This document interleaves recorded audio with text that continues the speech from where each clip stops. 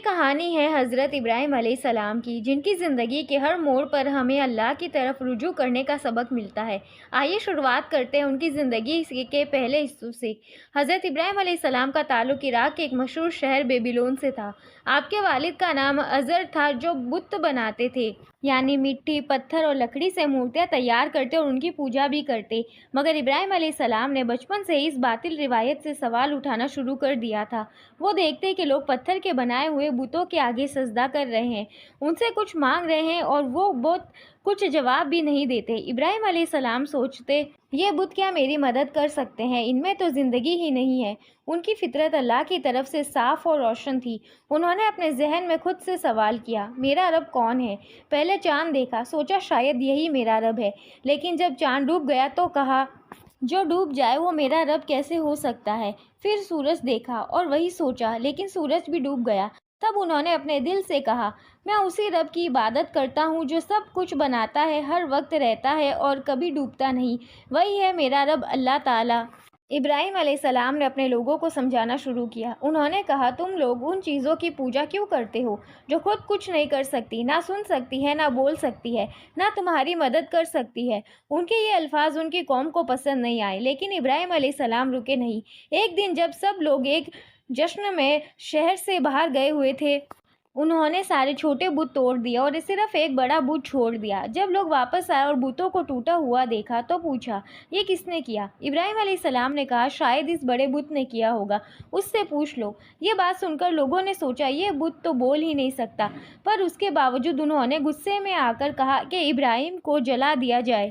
ایک بڑی سی آگ جلائی گئی، فرشتے آئے اور مدد کا عرضہ کیا، مگر اللہ نے صرف ایک حکم دیا، اے آگ، ابراہیم کے لیے ٹھنڈی ہو جا اور سلامت رہ، اور سبحان اللہ، آگ ٹھنڈی ہو گئی۔ ابراہیم علیہ السلام اللہ کے حکم سے محفوظ رہے۔ یہ معجزہ ان کی سچائی اور اللہ پر یقین کا ثبوت بن گیا۔ اس کے بعد ابراہیم علیہ السلام نے اپنے گھر اور شہر کو چھوڑ دیا۔ انہوں نے اللہ کے حکم پر ہجرت کی، پہلے فلسطین، پھر مصر اور پھر مکہ کی طرف۔ مکہ اس وقت ایک سنسان اور ویران جگہ تھی، نہ پانی تھا نہ لوگ۔ اللہ کے حکم پر انہوں نے اپنی بیوی حضرت ہاجرہ اور چھوٹے بیٹے حضرت اسماعیل کو وہاں چھوڑ دیا۔